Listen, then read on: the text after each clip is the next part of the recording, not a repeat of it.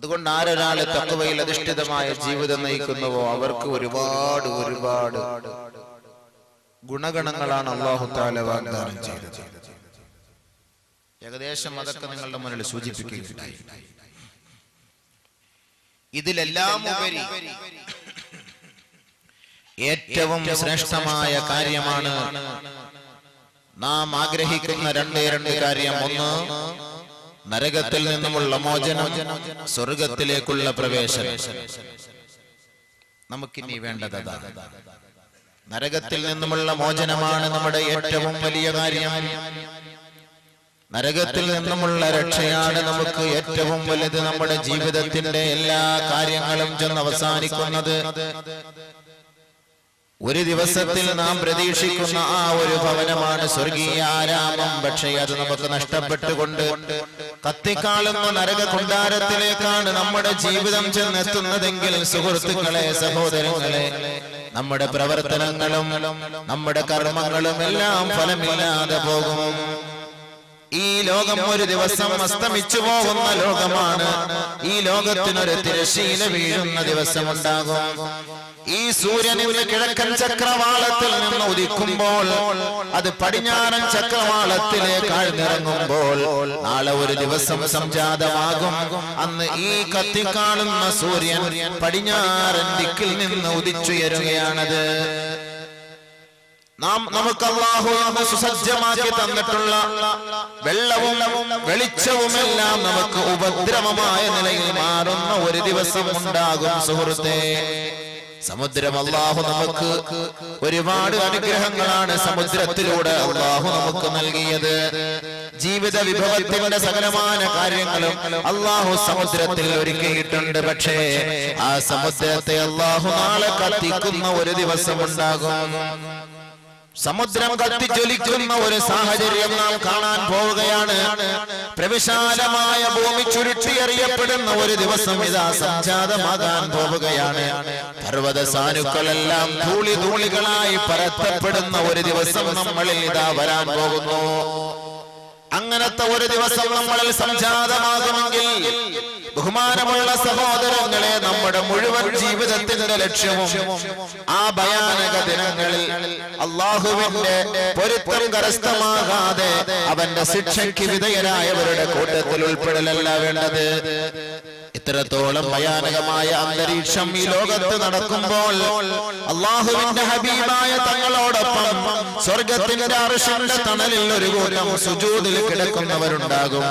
ആ ദാറുസ്സലാമിലേക്ക് കടക്കാൻ വേണ്ടി അവർ അല്ലാഹുവിന്റെ മുന്നിൽ അവസാനമായി സുജൂദ് ചെയ്യുന്ന ഒരു സന്ദർഭമാണത്. അത് പ്രവാചകൻ അതിന് നേതൃത്വം വഹിക്കുമെങ്കിൽ ആ അർശിന്റെ തണലിൽ ഒരിടം പറ്റാനാണ് ഈ സംഗമം നാം ഇവിടെ ഒരുമിച്ച് കൂട്ടിയത്, സംഘടിപ്പിച്ചത്. ബാങ്ക് വിളിക്കുമ്പോൾ പള്ളിയിലേക്ക് ഓടി വരുന്നത്, പരസ്പരം മുസൽമാനെ കാണുമ്പോൾ സലാം ചൊല്ലുന്നത്, ഹറാമായ പാനീയങ്ങളും ഹറാമായ ഭക്ഷണ പദാർത്ഥങ്ങളും സ്വീകരിക്കുന്നത് നാളെ അർശിന്റെ തണലിൽ അലങ്കരിക്കുന്നതിന് വേണ്ടിയാണ് സഹോദര. അതല്ലാതെ ദുനിയാവിലെ നൈമിഷികമായ ക്ഷണികമായ ജീവിതത്തിൽ സുഖലോലുപനായി കഴിഞ്ഞുകൊണ്ട് കാലത്തെയും നരകത്തിന്റെ തീ വിലയ്ക്ക് വാങ്ങാനല്ല മുസൽമാനെ അല്ലാഹു ഈ ദുനിയാവിൽ സൃഷ്ടിച്ചത്. അതുകൊണ്ട് മുസ്ലിം സഹോദര സഹോദരി, പരിശുദ്ധമായ ഈ ദിവസത്തിൽ അല്ലാഹു നിനക്ക് നൽകുന്ന മഹത്തായ ഒരു ഉപഹാരം എന്താണെന്ന് അറിയുമോ? തഖ്വയിൽ അധിഷ്ഠിതമായ ജീവിതം നയിച്ചാൽ അല്ലാഹു നൽകുന്ന ഒരു സമ്മാനമാണ് നരകത്തിൽ നിന്നുമുള്ള മോചനം. അടുത്ത ഓഫർ നരകത്തിൽ നിന്നുള്ള മോചനം. നമുക്ക് വേണ്ടത് അതാണല്ലോ. നരകത്തിൽ പോയി കിടക്കലാണോ ലക്ഷ്യം? മുസ്ലിമായി ജീവിച്ചിട്ട് മുസ്ലിമായി മരിക്കാൻ ആഗ്രഹിക്കണം. മുസ്ലിമായി ജീവിച്ചിട്ട് കാഫിറായി മരിക്കാനല്ല ആഗ്രഹിക്കേണ്ടത്. ജീവിക്കുമ്പോ മുസ്ലിമായിട്ടായിരിക്കും ജീവിക്കുക, പക്ഷെ മരിക്കുമ്പോ കോലം മാറും. നബി സല്ലല്ലാഹു അലൈഹി വസല്ലമ തങ്ങൾ പറഞ്ഞു, കുല്ലു മൗലൂദിൻ യൂലദു അലാ ഫിത്രത്തിൽ ഇസ്ലാം.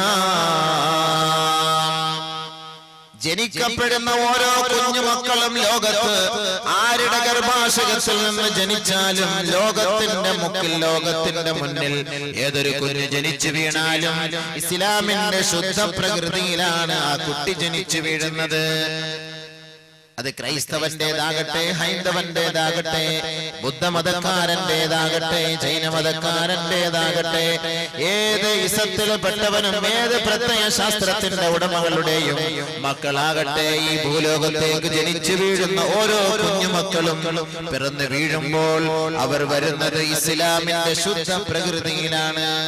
യൂലദു അലാ ഫിത്രത്തിൽ ഇസ്ലാം, ഇസ്ലാമിന്റെ ശുദ്ധ പ്രകൃതിയിലാണ് അവർ പിറന്നു വീഴുന്നത്. പിന്നെ ആരാണ് അവരെ വഴിതെറ്റിച്ചു കളഞ്ഞത്? ആരാണ് വഴിതെറ്റിച്ചു കളഞ്ഞത്? ഇല്ലാ അന്ന അബവാഹു യുഹവ്വിദാനിഹി വയുമജ്ജിസാനിഹി വയുനസ്സിറാനിഹി. അവരുടെ മാതാപിതാക്കളാണ് ആ കുഞ്ഞുമക്കളെ, ഒന്നും തിരിയാത്ത നിഷ്കളങ്കരായ കുഞ്ഞുമക്കളെ അള്ളാഹുവിന്റെ വഴിയിൽ നിന്ന് തെറ്റിച്ചുകൊണ്ട് ബിംബാരാധകരാക്കി മാറ്റിയത്, പുരുഷനെ ആരാധിക്കുന്നവരാക്കി മാറ്റിയത്, വലിയ വലിയ വളവൃക്ഷത്തെ ആരാധിക്കുന്നവരാക്കി മാറ്റിയത്, അഗ്നിയെ ആരാധിക്കുന്നവരാക്കി മാറ്റിയത്, ചന്ദ്രനെ ആരാധിക്കുന്നവരാക്കി മാറ്റിയത് അവരുടെ മാതാപിതാക്കളാണ്. മാതാപിതാക്കൾ കുഞ്ഞുമക്കൾക്ക് ബോധം വെക്കുമ്പോ ഉപ്പ എന്ന് വിളിക്കാൻ പറഞ്ഞാൽ ആ പൊന്നുമോൻ ഉപ്പ എന്ന് വിളിക്കും, അച്ഛ എന്ന് വിളിക്കാൻ പറഞ്ഞാൽ അച്ഛ എന്ന് വിളിക്കും. അത് മാതാപിതാക്കളാണ് പഠിപ്പിച്ചു കൊടുക്കുന്നത്. ഇസ്ലാമിന്റെ പ്രകൃതി എന്നാൽ ഏത് ഗർഭാശയത്തിൽ നിന്നും ജനിച്ചു വീഴുന്ന കുഞ്ഞ്, അത് ഏത് ഇസക്കാരന്റെ പെണ്ണായാലും ശരി, ഇസ്ലാമിക ശുദ്ധ പ്രകൃതിയിലാണ് ജനിച്ചു വീഴുന്നതെന്ന് നബിയുനാ റസൂലുള്ളാഹി സ്വല്ലല്ലാഹു അലൈഹി വസല്ലം. ബഹുമാനമുള്ള സഹോദരങ്ങളെ, മനസ്സിലാക്കുക, ആരാ പിന്നെ പഠിപ്പിക്കുന്നത്? മാതാപിതാക്കളെ പഠിപ്പിക്കുന്നത്. മക്കളുടെ കുഴപ്പമില്ല, മക്കൾക്ക് ഒരു പ്രശ്നമില്ല. മാതാപിതാക്കളെ പഠിപ്പിച്ചിട്ട് അവരെ ഇങ്ങനെ പല വഴികളിലേക്കും ഇസ്ലാമിന്റെ പ്രത്യേക ശാസ്ത്രത്തിൽ ഒഴിവാക്കി മറ്റു പല വഴികളിലേക്കും പറഞ്ഞു. അതുകൊണ്ട് മാതാപിതാക്കളാണ് ഇതിന്റെ എല്ലാ ഉത്തരവാദിത്വം വഹിക്കേണ്ടത്.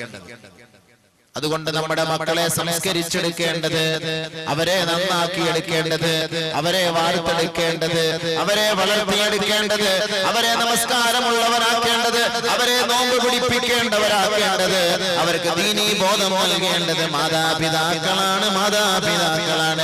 ഏതെങ്കിലും മക്കളെ പിഴച്ചു പോയാൽ, നരകവാസിയായി മാറിയാൽ, മാതാപിതാക്കളെ നിങ്ങളുടെ മേലായിരിക്കും അല്ലാഹു തആല ചോദിക്കുക, നിങ്ങളോടായിരിക്കും ചോദിക്കുക. എന്തേ നിങ്ങളുടെ മക്കൾ പിഴച്ചു പോകാൻ കാരണം എന്ത്? മാതാപിതാക്കൾ അതുകൊണ്ട് ശ്രദ്ധിച്ചോളി. വാപ്പായും ഉമ്മായും നമസ്കാര വിഭാഗത്തുള്ളവരായിരിക്കും. മക്കളോ അപ്പൊ നോക്കിയാലും സിനിമാ തിയേറ്റർ, കള്ളി ഷാപ്പ്, ചാരായ ഷാപ്പ്, അതേപോലെ ചീട്ടുകളി, പലിശ കച്ചവടം, ലോട്ടറി എടുപ്പ്. മക്കള് ഇങ്ങനെ പിഴച്ചടക്കുമ്പോ മാതാപിതാക്കളോ രണ്ടുപേരും ഭയങ്കര ഇബാദത്ത്, നിസ്കാരം, തസ്ബീഹ് കയ്യിൽ നിന്ന് മാറ്റൂല, തൊപ്പി തലേന്ന് എടുക്കൂല, മുസല്ല മുന്നിൽ നിന്ന് മാറൂല. മക്കളോ റോഡിൽ 4 കാലിലാണ് നിൽക്കുന്നത്. ആരാ ഇതിന്റെ ഉത്തരവാദിത്വം? വാപ്പ നീ ഏറ്റെടുത്തേ പറ്റും, ഉമ്മ നീ ഏറ്റെടുത്തേ പറ്റും. ഉത്തരവാദിത്വം ഏറ്റെടുക്കണം. മക്കളെ എന്തുകൊണ്ട് ദീൻ പഠിപ്പിക്കുന്നില്ല? മക്കളെ പിഴച്ചു പോകാൻ നിങ്ങൾ ആഗ്രഹിക്കുന്നുണ്ടോ? നാളെ മഹ്ശറിന്റെ മൈതാനിയിൽ ഈ മാതാപിതാക്കൾക്കെതിരെ ഈ മക്കൾ അല്ലാഹുവിന്റെ മുന്നിൽ സാക്ഷ്യം പറയുന്ന ഒരു സാഹചര്യം ഉണ്ടാകുമെന്ന കാര്യം നിങ്ങൾ വിസ്മരിച്ചു പോകരുത്. നാളെ ഒരു ദിവസം സംജാതമാകും. ആ ദിവസത്തിൽ ചുട്ടുപൊള്ളുന്ന ദിവസമായിരിക്കും. നമ്മുടെ തലയ്ക്ക് മീതെ കത്തിക്കാളുന്ന സൂര്യൻ നമ്മുടെ ശരീരമാകെ ഒപ്പിയെടുക്കാൻ വേണ്ടി വെമ്പൽ കൊണ്ട് നിൽക്കുന്ന വേളയിൽ ഉപ്പൂറ്റി മുതൽ ഉള്ളം തല വരെ ഉച്ചി വരെ പൊള്ളിക്കൊണ്ട് വിയർത്തുകൊണ്ടിരിക്കുന്ന ആ ഭയങ്കരമായ ദിനത്തിൽ ഒരു തണലിന് വേണ്ടി, ഒരു തണുപ്പിന് വേണ്ടി കേണപേക്ഷിക്കുന്ന ആ ഒരു സാഹചര്യത്തിൽ ബഹുമാനമുള്ള സഹോദരങ്ങളെ, അർശിന്റെ തണലിൽ ഒരു കൂട്ടര് കിടക്കുമ്പോൾ ആ ഭാഗത്തേക്ക് എത്തിപ്പെടണമെങ്കിൽ അല്ലാഹു സുബ്ഹാനഹു വ തആലയുടെ തൃപ്തിയും പൊരുത്തവും കരസ്ഥമാക്കിയവർക്ക് മാത്രമേ അതിന് കഴിയൂ. മാതാപിതാക്കളുടെ ഏടുകൾ പരിശോധിക്കുമ്പോൾ ഇബാദത്തുകൾ കൊണ്ട് നിറഞ്ഞ സാഹചര്യമായിരിക്കും. അല്ലാഹു അവർക്ക് സ്വർഗത്തിലേക്കുള്ള വഴി തുറന്നു കൊടുക്കുമ്പോൾ അതാ പുറകിൽ നിന്ന് കൈകൊട്ടി വിളിക്കുന്നു ഒരു കൂട്ടം സന്താനങ്ങൾ. മാതാപിതാക്കൾ നമസ്കാരവും ഇബാദത്തും ഉള്ളവരായിരുന്നു, സന്താനങ്ങളോ കുടിച്ചു കൂത്താടി നടന്നവരായിരുന്നു. മാതാപിതാക്കൾ വിലക്കിയില്ല, മാതാപിതാക്കൾ അതിൽ നിന്ന് അവരെ പിന്തിരിപ്പിച്ചില്ല, മാതാപിതാക്കൾ താക്കീത് നൽകിയില്ല. തന്റെ മകന്റെ സ്വാതന്ത്ര്യത്തിനനുസരിച്ച് മാതാപിതാക്കൾ അവരെ യഥേഷ്ടം വിഹരിക്കാൻ വിട്ടുവെങ്കിൽ ഈ മാതാപിതാക്കൾ സ്വർഗത്തിലേക്ക് പോകുന്നതിന് മുമ്പ് മക്കൾ നാളെ മാതാപിതാക്കളുടെ കോളറിൽ പിടിച്ചിട്ട് പറയും, എന്റെ അല്ലാഹുവേ, ഞങ്ങൾ പിഴച്ചു പോകാൻ കാരണം ഈ ദുഷ്ടനായ പിതാവും ഈ ദുഷ്ടയായ മാതാവുമാണല്ലാ. മക്കൾ എന്ത് തോന്നിയാസം കാണിക്കുമ്പോ വാപ്പായും ഉമ്മായും ഒന്നും മിണ്ടൂല. ഓ ഇനി ഞങ്ങൾ എന്ത് പറയാനാ, അവൻ എന്ത് പറയാനാ, നമ്മുടെ മോനല്ലേ എന്ത് പറയാനാ, ഒന്നും പറയണ്ട. അവൻ കുടിച്ചാലും ശരി, പിന്നെ എന്ത് ഹറാമുമായിട്ട് ബന്ധപ്പെട്ടാലും ശരി, നമ്മളൊന്നും ഇപ്പം കാണിക്കണ്ട. അവിടെ ചെല്ലുമ്പോ ഈ മക്കൾ തന്നെ വല്ലാഹി ഈ വാപ്പാക്കും ഉമ്മാക്കെതിരെ സാക്ഷ്യം. അന്നേരം ആരും കാണൂല, ഉസ്താദും കാണൂല, പോലീസും കാണൂല, പട്ടാളവും കാണൂല, നാട്ടുകാരും കാണൂല, ആരും കാണൂല. ഓരോരുത്തരും അവരുടെ സ്വന്തം കാര്യം. يوم يفر المرء من أخيه وأمه وأبيه وصاحبته وبنيه لكل امرئ منهم يومئذ شأن يغنيه لكل امرئ منهم يومئذ شأن يغنيه. നാളത്തെ ദിവസം സംജാതമാകും, മറന്നു പോകണ്ട. ഏത് ദിവസമാണെന്ന് ഓർമ്മയുണ്ടോ? നിങ്ങളുടെ കുഞ്ഞുമക്കളെ താലോലിച്ച് വളർത്തുന്നു. ശൈശവം മുതൽ, ബാല്യം മുതൽ, കൗമാരം മുതൽ പ്രായപൂർത്തിയെത്തുന്നത് വരെ, അവനെ ഒരു വിവാഹം കഴിപ്പിച്ചു കൊടുക്കുന്നത് വരെ, അവനൊരു ജോലി വാങ്ങി കൊടുക്കുന്നത് വരെ, അവൻ യഥേഷ്ടം വിഹരിക്കുന്നത് വരെ മാതാപിതാക്കളെ ദുനിയാവിലെ ഭൗതിക ആഡംബരങ്ങൾ കണ്ടുകൊണ്ട് തന്റെ സന്താനങ്ങൾ സൂഹിക്കുന്നത് കൊണ്ട് സന്തോഷിക്കുന്ന മാതാപിതാക്കളെ, ഈ മാതാപിതാക്കൾ നാളെ മക്കളെ വലിച്ചെറിഞ്ഞു ഓടുന്ന ഒരു ദിവസം ഉണ്ടാകും. മാതാപിതാക്കളുടെ കൈക്ക് പിടിച്ചല്ലാതെ പുറത്തേക്ക് പോകാതെ ശാഠ്യം പിടിക്കുന്ന മക്കളുണ്ടാകും. മാതാപിതാക്കളോട് കൂടുതൽ സ്നേഹവും അടുപ്പവും കാണിക്കുന്ന സന്താനങ്ങൾ ഉണ്ടാകും. മാതാപിതാക്കളോട് ഏറ്റവും കൂടുതൽ വാത്സല്യവും മാതാപിതാക്കളോടൊപ്പം കെട്ടിപ്പിടിച്ചുറച്ചുകയും ചെയ്യുന്ന മക്കളുണ്ടാകും. പക്ഷേ നാളെ ആഖിറത്തിന്റെ ആ മഹത്തായ സമ്മേളന നഗരിയിൽ വെച്ച് ഈ മാതാപിതാക്കളോട് സ്നേഹം കാട്ടിയ സന്താനങ്ങൾ ആ മാതാപിതാക്കളെ കണ്ട മാത്രം പോലും നടിക്കുകയില്ല. എത്രത്തോളം സ്നേഹമുള്ള അനുകമ്പയുള്ള ഭാര്യ, എത്രത്തോളം സ്നേഹമുള്ള ഭർത്താവ്, അവരുടെ രാത്രി ജീവിതത്തിൽ, അവരുടെ പകൽ ജീവിതങ്ങളിൽ, അവരുടെ ദുനിയാവിലെ ജീവിതങ്ങളിൽ അവർക്കിടയിൽ ഒരു ബുദ്ധിമുട്ടോ പ്രയാസങ്ങളോ പ്രശ്നങ്ങളോ ഉണ്ടായിരുന്നില്ല. അവർ നല്ല സ്നേഹവും അനുകമ്പയും അവരെ കാഴ്ചവെച്ചിരുന്നുവെങ്കിൽ നാളെ ആഖിറത്തിൽ ആ ഭയാനകതയുടെ ദിവസത്തിൽ, ആ മഹ്ശറിന്റെ വിചാരണയുടെ ദിവസത്തിൽ യൗമ യഫിറുൽ മർഉ മിൻ അഖീഹി വ ഉമ്മിഹി വ അബീഹി വ സാഹിബതിഹി വ ബനീഹി. പിതാവിൽ നിന്ന് മക്കളോടുന്ന ദിവസം, മക്കളിൽ നിന്ന് മാതാപിതാക്കളോടുന്ന ദിവസം, സഹോദരങ്ങളിൽ നിന്ന് മറ്റു സഹോദരങ്ങളോടുന്ന ദിവസം, ഭാര്യമാരിൽ നിന്ന് ഭർത്താക്കന്മാരോടുന്ന ദിവസം, നമ്മുടെ സന്താനങ്ങൾ നമ്മളെ കൈവെടിഞ്ഞിട്ടോടുന്ന ദിവസം, ലികുല്ലി ഇംറിഇൻ മിൻഹും യൗമൈദിൻ ശഅനു യുഗ്നീഹി. ഓരോരുത്തർക്കും അവരുടേതായ സ്വന്തം കാര്യമായിരിക്കും. ഇന്ന് നമ്മുടെ മകനുടെ അസുഖം വന്നാൽ നമുക്ക് ഉറക്കം വരൂല.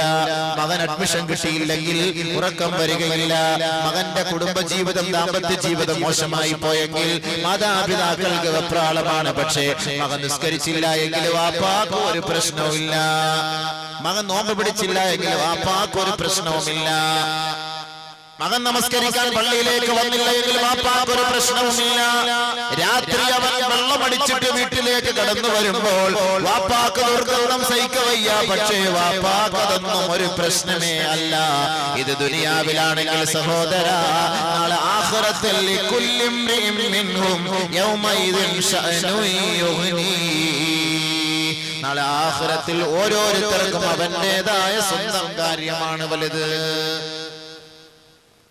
അതുകൊണ്ട് ശ്രദ്ധിക്കേണ്ടത് ആരാ? വാപ്പായും ഉമ്മായും മക്കളെ ശ്രദ്ധിക്കണം.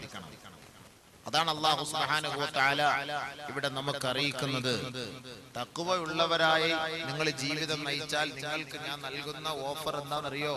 നരകത്തിൽ നിന്ന് നിങ്ങളെ ഞാൻ മോചിപ്പിക്കാം. നരകത്തിൽ നിന്ന് നിങ്ങളെ ഞാൻ മോചിപ്പിക്കാം.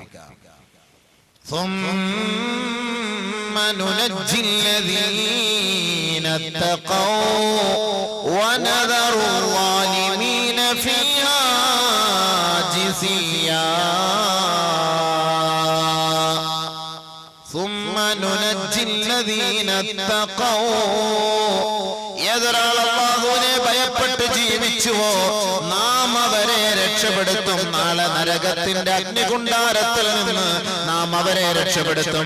ആരൊരാള് തഖ്വയുള്ളവരായി ജീവിതം നയിച്ചോ അവിടെ കുടുംബ മഹത്വമില്ല, കുടുംബ പാരമ്പര്യമില്ല, അവിടെ വർഗ സ്നേഹമില്ല. സഹോദരങ്ങളെ, ഇന്ന അക്രമക്കും ഇൻദല്ലാഹി അത്ഖാക്കും, അല്ലാഹുവിന്റെ അടുക്കൽ ഏറ്റവും ഉന്നതനും ഏറ്റവും ശ്രേഷ്ഠനും മഹത്വമുള്ളവനും ആരാണെന്നറിയുമോ? അല്ലാഹുവിനെ ഏറ്റവും കൂടുതൽ ഭയപ്പെട്ടവനാണ്. ഏതൊരാൾ അല്ലാഹുവിനെ ഭയപ്പെട്ടുവോ നാം അവരെ രക്ഷപ്പെടുത്തും.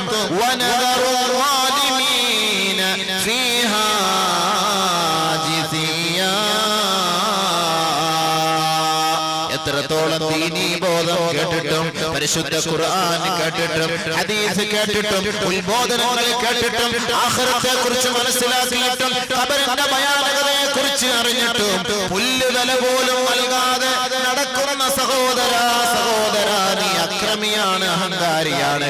നിന്നെ മുട്ടുകുത്തിയ അവസ്ഥയിൽ നരകത്തിലേക്ക് വലിച്ചെറിയുമെന്ന് പരിശുദ്ധ ഖുർആൻ. അതുകൊണ്ടാണ് അല്ലാഹു പറയുന്നത്, ഏ മുഅ്മിനീങ്ങളെ, വിശ്വാസികളെ, അല്ലാഹു ലോകത്തോടല്ല വിളിച്ചു പറഞ്ഞത്, പടച്ച തമ്പുരാനിൽ വിശ്വസിക്കുന്ന മുസ്ലിമീങ്ങളായ മുഅ്മിനീങ്ങളായ സഹോദരങ്ങളോട് സഹോദരിമാരോട് അല്ലാഹു വിളിച്ചു പറയുകയാണ്, നിങ്ങൾ സൂക്ഷിക്കണേ, നിങ്ങളുടെ കുടുംബക്കാരെ സൂക്ഷിക്കണേ. നരകമെന്ന് പറയുമ്പോ കേവലം മുനിസിപ്പാലിറ്റി അല്ല, നമ്മുടെ ഈ നാട്ടിലൂടെ ഒഴുകുന്ന ഒരു ചെറിയ ഓവുചാലല്ല, അതല്ലെങ്കിൽ മാലിന്യങ്ങൾ ഒഴുക്കിവിടുന്ന ചാലല്ല സഹോദരങ്ങളെ. കേവലം ഒരു എലിച്ചത്ത് കിടന്നാൽ അതിന്റെ പരിസരത്ത് കൂടെ നടന്നു പോകാൻ ദുർഗന്ധം വമിക്കുന്ന കാരണത്താൽ അതിലൂടെ നടന്നു പോകാൻ ആഗ്രഹിക്കാത്ത നമ്മൾ, ബഹുമാനമുള്ള സഹോദര, ഇതിനേക്കാൾ എത്രയോ ഭയാനകമാണ് നരകം. അതാണ് അല്ലാഹു തആല വിളിച്ചു പറയുന്നത്, മുഅ്മിനീങ്ങളെ, മുഅ്മിനീങ്ങളെ, മുഅ്മിനീങ്ങളെ, നിങ്ങളൊന്ന് സൂക്ഷിക്കണേ. അല്ലാഹു ഇവിടെ വിളിച്ചു പറയുന്നില്ല, ശ്രദ്ധിച്ചോളി. യാ അയ്യുഹന്നാസ്, ഏ മനുഷ്യരെ, ഖൂ അൻഫുസകും വഅഹ്ലീകും നാര, നിങ്ങൾ നരകത്തെ സൂക്ഷിക്കണേ എന്ന് അല്ലാഹു ഇവിടെ വിളിച്ചില്ല. അല്ലാഹു വിളിക്കുന്നത് എങ്ങനെ? യാ അയ്യുഹല്ലദീന ആമനൂ, സത്യവിശ്വാസികളെ, ഏ വിശ്വസിച്ച സമുദായമേ, അല്ലാഹു ഉണ്ടെന്ന് വിശ്വസിക്കുന്നവരെ, ആഖിറമുണ്ടെന്ന് വിശ്വസിക്കുന്നവരെ, പരലോകത്തിന്റെ ഭയാനകതയെ അംഗീകരിക്കുന്നവരെ, നരകമുണ്ടെന്ന് വിശ്വസിക്കുന്നവരെ, നല്ല ജനങ്ങൾക്ക് സദ്വൃത്തർക്ക് സ്വർഗമുണ്ടെന്ന് അംഗീകരിക്കുന്നവരെ അല്ലാഹു അവരോട് വിളിച്ചു പറയുകയാണ്, യാ അയ്യുഹല്ലദീന ആമനൂ, ഏ സത്യവിശ്വാസികളെ, ഖൂ അൻഫുസകും വഅഹ്ലീകും നാറാ, നിങ്ങൾ നിങ്ങളുടെ ശരീരത്തെയും നിങ്ങളുടെ സ്വന്തത്തെയും നിങ്ങളുടെ സ്വന്തം ജനങ്ങളെയും നരകത്തിൽ നിന്ന് സൂക്ഷിക്കണേ, നരകത്തിൽ നിന്ന് സൂക്ഷിക്കണേ. അല്ലാഹുവിന്റെ വിളി, അല്ലാഹുവിന്റെ താക്കീത്, അല്ലാഹുവിന്റെ പ്രഖ്യാപനം. ഏ വിശ്വാസികളെ, ഏ വിശ്വാസിനികളെ, ഏ മുസ്ലിം സഹോദര സഹോദരി, നിന്നോടാണ്, നിന്റെ കുടുംബത്തോടാണ്, നിന്റെ പൊന്നുമക്കളോടാണ്. ഖൂ അൻഫുസകും, ഖൂ അൻഫുസകും, നിങ്ങളുടെ ശരീരത്തെ നിങ്ങൾ സൂക്ഷിക്കണേ, ശരീരത്തെ സൂക്ഷിക്കണേ. വഅഹ്ലീകും, നിങ്ങളുടെ കുടുംബക്കാരെ സൂക്ഷിക്കണേ.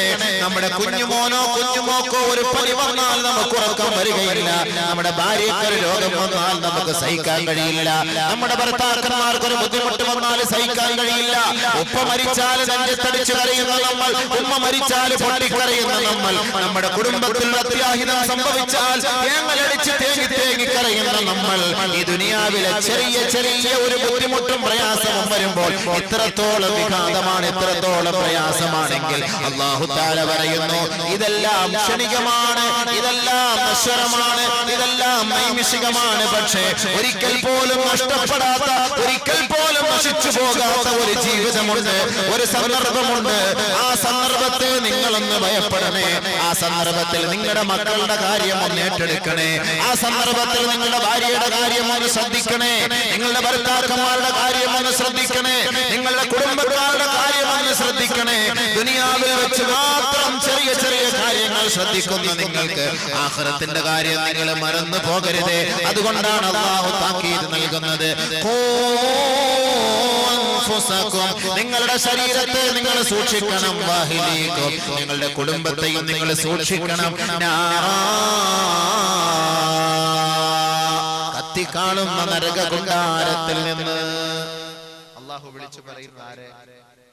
ഏയ് മുഅ്മിനീങ്ങളെ നിങ്ങളോടാണ്, മുഅ്മിനീങ്ങളെ നിങ്ങളോടാണ്, മാതാപിതാക്കളെ നിങ്ങളോടാണ്, ഭാര്യമാരെ ഭർത്താക്കന്മാരെ അനുജന്മാരെ ജ്യേഷ്ഠന്മാരെ കുഞ്ഞനുജത്തിമാരെ ജ്യേഷ്ഠത്തിമാരെ നിങ്ങളോടാണ് അല്ലാഹുവിന്റെ വിളി. യാ അയ്യുഹല്ലദീന ആമനു. പക്ഷെ അല്ലാഹു സൃഷ്ടികളെ സൃഷ്ടിക്കുന്ന സന്ദർഭത്തിൽ എന്താ വിളിച്ചത്? യാ അയ്യുഹന്നാസ് എന്നാണ്, ജനങ്ങളെ. യാ അയ്യുഹന്നാസ് ഉഅ്ബുദു റബ്ബക്കും, ഏ ജനങ്ങളെ നിങ്ങൾ നിങ്ങളുടെ റബ്ബിനെ ആരാധിക്കണം എന്നൊക്കെ അല്ലാഹു പറഞ്ഞു. പക്ഷെ ഒരു കൂട്ടം അംഗീകരിച്ചു, ഒരു കൂട്ടം അംഗീകരിച്ചില്ല.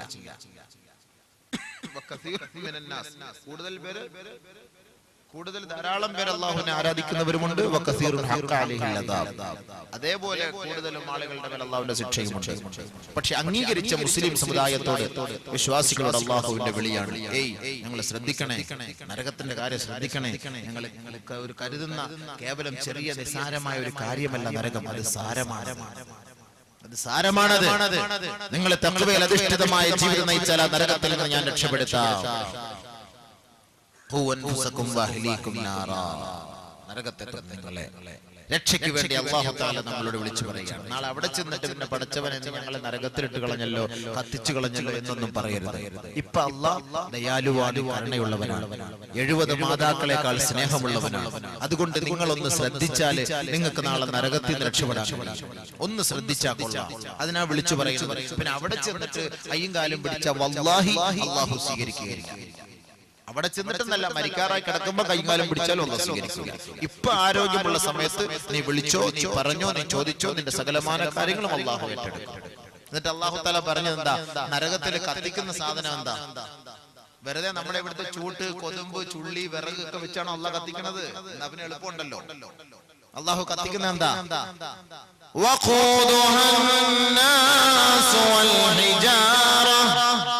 രണ്ട് കാര്യമാണ് അല്ലാഹു നരകത്തിന് ആഹാരമായി നൽകുന്നത്.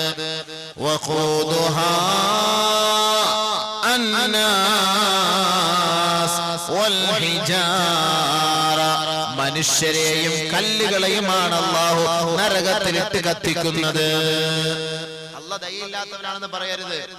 ഇപ്പൊ ദയയുള്ളവനാണ് അല്ലാഹു, ഇപ്പൊ ദയയുള്ളവനാണ് അല്ലാഹു, ഇപ്പൊ കരുണയുള്ളവനാണ് അല്ലാഹു. നീ കൊടും പാപം ചെയ്തവനാണോ, അല്ലാഹുവിന്റെ അടുക്കലേക്ക് നീ പശ്ചാത്തപിച്ച് മടങ്ങ്. വല്ലാഹി സത്യം പടച്ചവൻ നിനക്ക് മാപ്പ് തരും. പക്ഷെ മരിക്കുന്ന സമയത്ത് നീ തൗബ ചെയ്തിട്ട് അല്ലാഹുക്ക് ഒരു ഇഷ്ടവുമില്ല, അല്ലാഹുക്ക് ഒരു താല്പര്യവുമില്ല. പിന്നെ നീ നരകത്തിൽ പോയി കിടക്കുന്ന സമയത്ത് പടച്ച തമ്പുരാൻ നിന്നോട് ഒരു നിലയ്ക്കും ദയ ഉണ്ടാവില്ല.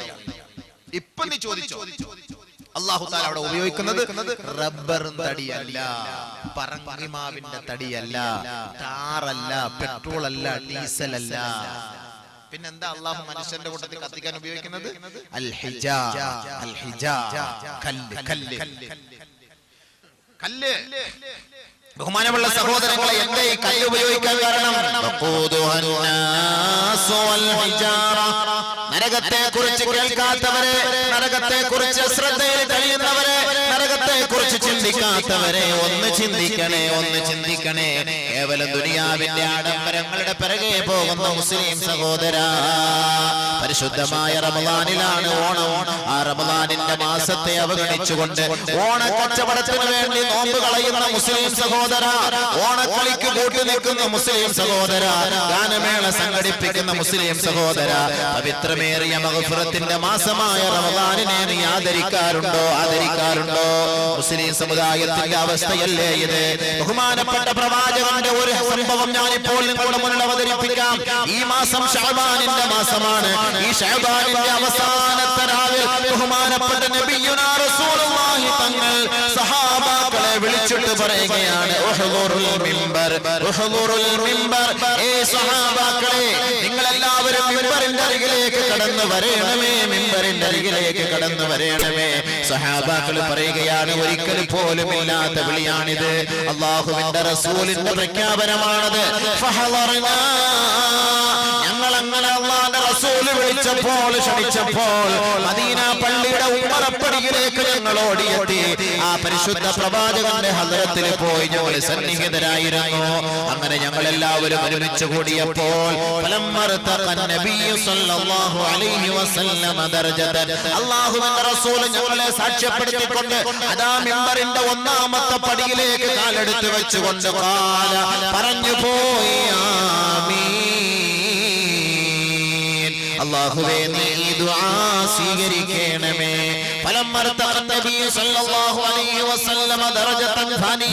രണ്ടാമത്തെ പടിയിലേക്ക് കാലെടുത്ത് വെച്ചുകൊണ്ട് അല്ലാഹുവിന്റെ റസൂൽ വീണ്ടും പറഞ്ഞു പോയി, ആമീൻ. പടച്ചവനെ, ദുആ നീ സ്വീകരിക്കണമേ.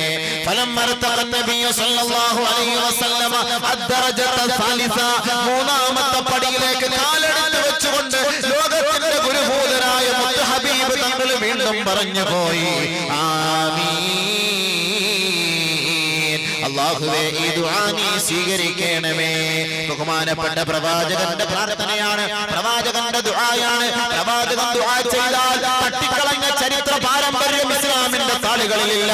അല്ലാഹുവിന്റെ റസൂൽ ഇതേ മിമ്പറിൽ ഖുതുബ പ്രഭാഷണം നടത്തിക്കൊണ്ടിരിക്കുമ്പോഴാണ് വറ്റിവരണ്ടുപോയ തടാകത്തിന്റെ ഓരത്ത് താമസിക്കുന്ന, വറ്റിവരണ്ടുപോയ കുളങ്ങളുടെയും കിണറുകളുടെയും ഓരത്ത് താമസിക്കുന്ന, ഉണങ്ങിക്കരിഞ്ഞുപോയ, വെള്ളമില്ലാതെ നശിച്ചുപോയ ഒരു ഗ്രാമവാസികളതാ കാട്ടറബികൾ ഓടി വരുന്നു. മദീന പള്ളിയുടെ ഉമ്മറപ്പടിയിലേക്ക് ഓടി വന്നുകൊണ്ട് ഖുതുബ നിർവഹിച്ചുകൊണ്ടിരിക്കുന്ന ഹബീബായ തങ്ങളെ നോക്കിയിട്ട് പറയുന്നു, യാ റസൂലല്ലാഹ്, ഞങ്ങളുടെ നാട്ടിൽ വെള്ളമില്ല നബിയേ, മഴയില്ല നബിയേ, ഞങ്ങളുടെ കുളം വറ്റിപ്പോയി നബിയേ, ഞങ്ങളുടെ കൃഷിയെല്ലാം നശിച്ചുപോയി നബിയേ, ഞങ്ങളുടെ മൃഗങ്ങളെല്ലാം ചത്തുപോയി നബിയേ, ഞങ്ങളുടെ കുഞ്ഞുമക്കള് വെള്ളം കിട്ടാതെ കാലിട്ടടിക്കുകയാണ് യാ റസൂലല്ലാഹ്, ഞങ്ങളുടെ ഉമ്മമാരും പെങ്ങന്മാരും നിലവിളിക്കുകയാണ് നബിയേ. അല്ലാഹുവിന്റെ ഹബീബേ, അങ്ങ് ലോകത്തിന്റെ ഗുരുഭൂതരാണ്, കാരുണ്യത്തിന്റെ തിരുദൂതരാണ്. അങ്ങയുടെ മുബാറക്കായ കരങ്ങൾ പടച്ചവന്റെ സന്നിധാനത്തിലേക്ക് ഉയർത്തിക്കൊണ്ടെന്ന് പ്രാർത്ഥിച്ചാൽ ഞങ്ങളുടെ ബുദ്ധിമുട്ടുകളും പ്രയാസങ്ങളും അല്ലാഹു മാറ്റിത്തരുമെന്ന് പൂർണ്ണമായി ഉറച്ചു വിശ്വസിക്കുന്നവരാണ് ഞങ്ങൾ. അതുകൊണ്ടാണ് വളരെ ദൂരത്ത് നിന്ന് ഈ പരിശുദ്ധമായ മദീന പട്ടണത്തിന്റെ ഉമ്മറപ്പടിയിലേക്ക് ഞങ്ങൾ ഓടിയെത്തിയത്. യാ റസൂലല്ലാഹ്, ഞങ്ങൾക്ക് വേണ്ടിയും ഞങ്ങളുടെ നാട്ടുകാർക്ക് വേണ്ടിയും ഒന്ന് പ്രാർത്ഥിക്കണേ നബിയെ. കേൾക്കേണ്ട താമസം മുബാറക്കായ കരങ്ങൾ ആകാശത്തേക്ക് ഉയരുകയാണ്. ഏതൊരു നാട്ടിലാണോ വെള്ളമില്ലാതെ ജനങ്ങൾ ബുദ്ധിമുട്ടുന്നത്, ഏതൊരു നാട്ടിലാണോ വെള്ളം കിട്ടാതെ കുഞ്ഞുമക്കൾ കാലിട്ടടിക്കുന്നത്, ഏതൊരു നാട്ടിലാണോ മൃഗങ്ങൾ ചത്തൊടുങ്ങുന്നത്, ഏതൊരു രാജ്യത്തിന്റെ ഉപജീവന മാർഗമായ കൃഷിയിടങ്ങളാണോ നശിച്ചു പോയത്, ഏതൊരു ഭൂമിയാണോ വറ്റി വരണ്ടു പോയി വെടിച്ചു കീറിപ്പോയത്, ആ നാട്ടിലേക്ക് പടച്ചവനെ എന്റെ കാരുണ്യത്തിന്റെ നോട്ടം നോക്കുന്നതിന് വേണ്ടിയും നിന്റെ റഹ്മത്ത് ചൊരിഞ്ഞു കൊടുക്കുന്നതിന് വേണ്ടിയും മദീന പട്ടണത്തിന്റെ മിമ്പറിൽ നിന്നുകൊണ്ട് പരിശുദ്ധ പ്രവാചകൻ ദുആ ചെയ്തപ്പോൾ അതാ കാർമേഘം ഒരുമിച്ച് കൂടുകയാണ്. അവിടെ താമസമില്ല, മറ്റൊരു ദിവസത്തേക്കാകാമെന്ന് അല്ലാഹു തീരുമാനിച്ചില്ല. എല്ലാ പ്രവാചകന്മാരെക്കാളും ഏറ്റവും കൂടുതൽ ഇഷ്ടപ്പെട്ട ഹബീബായ തങ്ങൾ, ആ തങ്ങൾ കരങ്ങൾ ഉയർത്തി കഴിഞ്ഞാൽ ആ കരങ്ങൾ ശൂന്യമായി വെറുതെ താഴ്ത്തുന്ന സ്വഭാവമല്ല പടച്ച തമ്പുരാന്റേത്. അല്ലാഹു സുബ്ഹാനഹു വ തആല ഹബീബായ തങ്ങളുടെ ദുആ സ്വീകരിച്ചു പോയി. ഭയങ്കരമായ നിലയിൽ അല്ലാഹു മഴ വർഷിപ്പിച്ചു കൊടുത്തു. ആ നാടിനെ കാരുണ്യം കൊണ്ട് റഹ്മത്ത് കൊണ്ട് പൊതിയുകയാണ്. കുളങ്ങൾ നിറയുകയാണ്, തടാകം നിറഞ്ഞുപോയി, കിണറുകളെല്ലാം നിറഞ്ഞുപോയി, മക്കള് കുടിച്ചു, ജനങ്ങൾ കുടിച്ചു, കൃഷിയിടങ്ങളെല്ലാം ഫലഭൂയിഷ്ഠിയുള്ളതായി മാറി, സമൃദ്ധമായ അന്തരീക്ഷമായി മാറി. പറ്റി വരണ്ട് വിണ്ട് കീറിപ്പോയ എല്ലാ ഭൂമിയെല്ലാം ആർദ്രതയോടുകൂടി തളർത്തു നിൽക്കുന്ന ഒരു സാഹചര്യം, പക്ഷേ മഴ നിൽക്കാത്ത സാഹചര്യമായി മാറിയപ്പോൾ ആ സഹാബാക്കൾ വീണ്ടും അതാ ഓടി വരികയാണ്.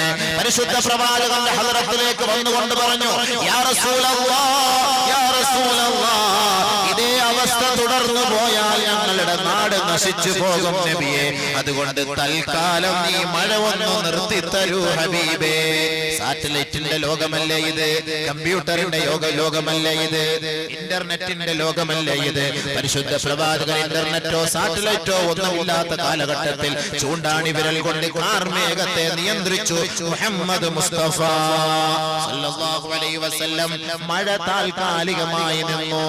വെയിലുമായി നബിയുടെ ഹദ്റത്തിലേക്ക് വന്ന സഹാബാക്കൾ മഴയുമായി തിരിച്ചുപോയി. മഴയുമായി നബിയുടെ ഹദ്റത്തിലേക്ക് വന്ന സഹാബാക്കൾ വെയിലുമായി തിരിച്ചുപോയി. ആരുടെ ദുആയുടെ ബർക്കത്ത്? ഹബീബായ മുഹമ്മദ് മുസ്തഫ തങ്ങളുടെ ദുആയുടെ ബർക്കത്ത്. ആ ഹബീബായ തങ്ങളാണ് പരിശുദ്ധമായ മദീന പള്ളിയുടെ ഉമ്മറപ്പടിയിൽ കയറിയിട്ട് പറഞ്ഞത് ആമീൻ ആമീൻ ആമീൻ. അല്ലാഹുവേ ദുആ സ്വീകരിക്കണമേ, അല്ലാഹുവേ ദുആ സ്വീകരിക്കണമേ, അല്ലാഹുവേ ദുആ സ്വീകരിക്കണമേ.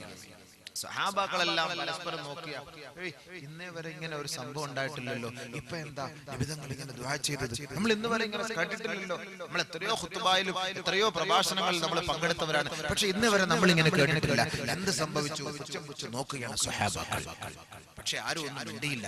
എന്താ സംഭവിക്കുന്നത്? ആമീനൊക്കെ പറയുന്നത് കേട്ടു, എല്ലാം പറഞ്ഞു കേട്ടു. നബി സല്ലല്ലാഹു അലൈഹി വസല്ലമ തങ്ങൾ എല്ലാം കഴിഞ്ഞ് താഴേക്ക് ഇറങ്ങി വരുന്നു. ഫലമ്മാ നസല മിനൽ മിൻബർ, മിമ്പറിൽ നിന്ന് നബിയുനാ റസൂലുള്ളാഹി സ്വല്ലല്ലാഹു അലൈഹി വസല്ലമ താഴേക്ക് ഇറങ്ങി വന്നപ്പോൾ ഫഖുൽനാ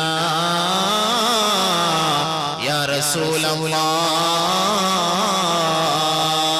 അല്ലാഹുവിന്റെ റസൂലേ, ഞങ്ങൾ ചോദിച്ചു പോയി. സഹാബാക്കൾ പറയുകയാണ്, ഞങ്ങൾ ചോദിച്ചു പോയി, യാ റസൂലല്ലാഹ് ലഖദ് സമിഅനാ മിൻകൽ യൗമ ശൈആ മാ കുന്നാ നസ്മഉഹു യാ റസൂലല്ലാഹ്.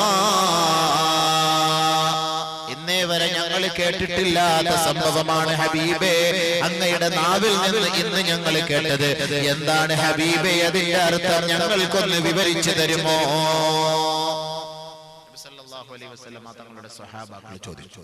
എന്ത് പേക്കോലത്തിനും കൂട്ടു നിൽക്കുന്നു. അവർ മനസ്സിലാക്കട്ടെ ഈ ദുആ എന്താണെന്ന പേരിൽ ബഹുമാനപ്പെട്ട സ്വഹാബാക്കൾ ചോദിച്ചു, യാ റസൂലല്ലാഹ് ലഖദ് സമിഅനാ ഖറലഹു. ജിബ്രീൽ ദുആ ചെയ്യുകയാണ്, എന്നെ കൊണ്ട് ആമീൻ പറയിപ്പിക്കുകയാണ്. മഗ്ഫിറത്തിന്റെ മാസമല്ലയോ റമദാൻ?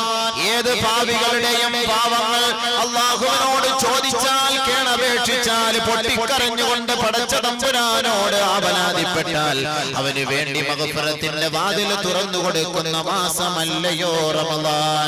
ആ പരിശുദ്ധമായ റമദാൻ സമാഗതമായിട്ട് ഒരുവന്റെ പാപം പൊറുക്കപ്പെട്ടിട്ടില്ല എങ്കിൽ അവൻ അല്ലാഹുവിന്റെ കാരുണ്യത്തിൽ നിന്നും സ്വർഗ്ഗത്തിൽ നിന്നും അവൻ വിദൂരം പ്രാപിക്കട്ടെ എന്ന് ജിബ്രീൽ എന്ന മാലാഖ വന്ന് പ്രാർത്ഥിച്ചപ്പോൾ, ഏ സഹാബത്തെ, ഞാൻ പൊട്ടിപ്പോയി, ഞാൻ അത്ഭുതപ്പെട്ടു പോയി. പടച്ചവനെ, എന്റെ ഉമ്മത്തിനെതിരെയുള്ള പ്രാർത്ഥനയ്ക്ക് ഞാൻ ആമീൻ പറയുകയോ?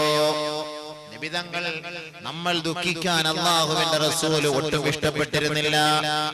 അല്ലാഹുവിന്റെ റസൂലിന്റെ അനുയായികളായ നമ്മൾ വേദനിക്കുന്നത് നബിധങ്ങൾക്ക് അസഹ്യമായിരുന്നു. ആ പ്രവാചകന്റെ അടുക്കൽ വെച്ചാണ് ജിബ്രീൽ എന്ന മാലാഖ ദുആ ചെയ്യുന്നത്. ബഅദ മൻ അദ്റക റമളാന ഫലം യുഗ്ഫർ ലഹു. പരിശുദ്ധമായ റമളാൻ സമാഗതമായിട്ട് ഒരുവന്റെ പാപം പൊറുക്കപ്പെട്ടിട്ടില്ല എങ്കിൽ അവൻ അല്ലാഹുവിന്റെ ശാപത്തിനും അല്ലാഹുവിന്റെ കോപത്തിനും വിധേയമാകട്ടെ, കാരുണ്യത്തിൽ നിന്ന് വിദൂരം പ്രാപിക്കട്ടെ, സ്വർഗത്തിന്റെ സുഗന്ധത്തിൽ നിന്ന് വിദൂരം പ്രാപിക്കട്ടെ എന്ന് ബഹുമാനപ്പെട്ട മാലാഖയായ ജിബ്രീൽ വന്ന് പ്രാർത്ഥിച്ചപ്പോൾ ഗത്യന്തരമില്ലാതെ സഹാബത്തെ ഫഖുൽതു, ഞാൻ പറഞ്ഞു പോയി, ആമീൻ. അല്ലാഹുവേ ദുആ നീ സ്വീകരിക്കണം. ആർക്ക് വേണ്ടിയാ? ആർക്കെതിരെയാ? റമളാൻ മാസത്തില് ഓണം കളി ആഘോഷിച്ചോ, ഗാനമേള സംഘടിപ്പിച്ചോ, പരിപാടിക്ക് കൂട്ടുനിന്നോ? ഇവിടെ കഴിഞ്ഞ റമളാനിലൊക്കെ നമ്മൾ കണ്ടതാണ്. ഉമ്മമാര് താത്താമാരടക്കം റമളാനിൽ നോമ്പും പിടിച്ചോണ്ട് തസ്ബീഹ് കൊണ്ട് ഗാനമേള കണ്ട് നല്ല ചിരിക്കുന്നു. എന്തിനാ എന്റെ താത്ത ഇങ്ങനെ നടക്കണം? അള്ളാഹെ കളിയാക്കാൻ നടക്കണം. എന്തിനാ ഇത്? പരിശുദ്ധമായ റമദാനിന്റെ മാസം അന്നൊന്നും ഒരു പ്രതീക്ഷയില്ലാതെ മഹത്വമില്ലാതെ കുടിച്ചു കൂത്താടി നടക്കുന്ന എത്രയോ മുസ്ലിം സഹോദരങ്ങൾ. ഇവന്റെയും മയ്യത്ത് അടക്കേണ്ടത് പള്ളിക്കാട്ടിലല്ലേ, ഇവനും മയ്യത്ത് നമസ്കരിപ്പിക്കേണ്ടത് നമ്മളല്ലേ? മദ്യപിക്കുന്നവരെ കുറിച്ച് എന്താണ് റസൂലുള്ളാഹി തങ്ങൾ പറഞ്ഞത്? നീ ഉദ്ദേശിക്കുന്ന ഒരു രസമാണല്ലേ, ഇതൊരു രസമാണ്, കുടിച്ചോ കുടിച്ചോ. ഞാൻ ഇന്നലെ പറഞ്ഞ പോലെ പരീക്ഷ ഹാളല്ല, അല്ലാഹ് ഒന്നും മിണ്ടൂല. കുടിച്ചോ കുടിച്ചോ കുടിച്ചോളൂ. ഇപ്പൊ നിന്നെ അടിക്കാൻ ആരെങ്കിലും വന്നു കഴിഞ്ഞാൽ ജാമ്യത്തിൽ ഇറക്കാൻ ആളുണ്ട്, അടിക്ക് തടയിടാൻ ആളുണ്ട്. പക്ഷെ ഒരു ദിവസം എല്ലാ റൂമൊക്കെ പോയിട്ട് കുപ്പിയൊക്കെ താഴെ വെച്ച് കുപ്പി എടുക്കാനും പൊട്ടിക്കാനും പറ്റാത്തൊരു സാഹചര്യം വരുമ്പോ എന്നെ ഈ പള്ളിക്കാട്ടിൽ കൊണ്ട് അടച്ചു മൂടി എഴുന്നേറ്റ് ഒരു കാലത്ത് ചാടി എഴുന്നേറ്റ് വരാതിരിക്കാൻ വേണ്ടി നല്ല മണ്ണും കട്ടയൊക്കെ ഇട്ട് മൂടി ക്ലീൻ ചെയ്ത് അള്ളാന്റെ അടുക്കലേക്ക് പറഞ്ഞു വിടൂലേ? ആ സമയത്ത് ആരും കാണില്ല. അന്നേരം അതാണ് അള്ളാഹു ഇവിടെ പറയുന്നത്. നേരം മദ്യപിക്കുന്നവരെ കുറിച്ച് ബഹുമാനപ്പെട്ട പ്രവാചകൻ സല്ലല്ലാഹു അലൈഹി വസല്ലമ തങ്ങൾ പറയുകയാണ്, മൻ ശരിബൽ ഖംറ ഫലാ തുസവ്വിജൂ വഇൻ മരിദ ഫലാ തഊദൂ വഇൻ മാത ഫലാ തുസല്ലൂ അലൈഹി ഔ കമാ ഖാല അലൈഹിസ്സലാം. എന്താ സുഹൃത്തെ, നിനക്ക് ഒരു രസത്തിന് വേണ്ടിയായിരിക്കാം നീ കുടിക്കുന്നത്. ഇന്ന് 10ാം ക്ലാസ്സിൽ പഠിക്കുന്ന കുട്ടികൾ പോലും കുടിക്കുകയല്ലേ? 10ാം ക്ലാസ്സിൽ ഇന്റർവെല്ല് വിടുമ്പോൾ ഒരുമിച്ച് പോയിരുന്ന് ഏതെങ്കിലും ഒരു കാട്ടിലോ പാറപ്പുറത്തോ പോയിരുന്ന് കുടിക്കാറില്ലേ? ഒരു രസമായി പോയി, ഒരു കളിയായി പോയി, ഒരു തമാശയായി പോയി. അല്ലാഹുവിന്റെ റസൂൽ ഇതിന്റെ ഗൗരവം നമ്മുടെ മുന്നിൽ എടുത്ത് പറയുകയാണ്.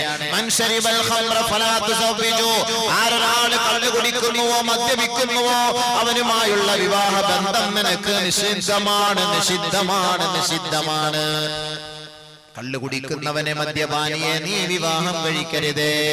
മദ്യപിക്കുന്നവന്റെ വീട്ടിൽ നിന്ന് നീ വിവാഹാലോചന എടുക്കരുത്.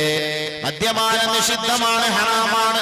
അല്ലാഹുവിന്റെ റസൂലും പഠിപ്പിച്ചു തരുമ്പോൾ അത് സ്വീകരിക്കാത്തവനുമായുള്ള ചങ്ങാത്തമേ നമുക്ക് വേണ്ട എന്ന് നമ്മോട് പഠിപ്പിച്ചത് നന്മ നുകർന്നു കൊടുക്കുവാനും തിന്മ പിഴുതെറിയുവാനും പഠിപ്പിച്ച ഗുരുനാഥനായ മുഹമ്മദ് മുസ്തഫ സല്ലല്ലാഹു അലൈഹി വസല്ലമ തങ്ങളാണ്. തീർന്നില്ല. ഏതൊരു മനുഷ്യൻ രോഗിയായാൽ അവനെ പോയി സന്ദർശിക്കണമെന്നാണ് പ്രവാചകൻ പഠിപ്പിച്ചത്. ബഹുമാനപ്പെട്ട പ്രവാചകന്റെ ശൈലി എന്തായിരുന്നു? അല്ലാഹുവിന്റെ റസൂൽ ഏത് സഹോദരങ്ങൾ മദീനയുടെ ഏത് അറ്റത്തായാലും ഏത് മൂലയിലായാലും ഏത് കോണിലായാലും ആര് രോഗിയായി കിടക്കുന്നുവോ നടന്നുപോയി അവരെ സംരക്ഷിക്കുമായിരുന്നു, അവരെ സന്ദർശിക്കുമായിരുന്നു നബിയുനാ റസൂലുള്ളാഹി സല്ലല്ലാഹു അലൈഹി വസല്ലം. രോഗിയെ സന്ദർശിക്കാൻ നബി തങ്ങൾ നടന്നു പോകുമായിരുന്നു. രോഗിയുടെ അടുക്കൽ പോയിരുന്ന് ആശ്വസിപ്പിക്കുമായിരുന്നു, സമാധാനത്തിന്റെ വാക്ക് പറയുമായിരുന്നു, അവരെ തലോടിക്കൊണ്ട് രോഗിക്ക് വേണ്ടി ദുആ ചെയ്യുമായിരുന്നു. അല്ലാഹുവിന്റെ റസൂൽ പഠിപ്പിക്കുകയാണ്, മദ്യപിച്ച് ലക്കുകെട്ട് രോഗം പിടിപെട്ട് കരളിന് രോഗം പിടിപെട്ട് ക്യാൻസർ ബാധിച്ച് കരൾ ഉരുകി ചാവാൻ കിടക്കുന്ന മദ്യപാനി രോഗിയായി കിടന്നാൽ ഫലാ തഊദൂ, അവനെ സന്ദർശിക്കാൻ നിങ്ങൾ പോകണ്ട മക്കളെ, പോകണ്ട മക്കളെ.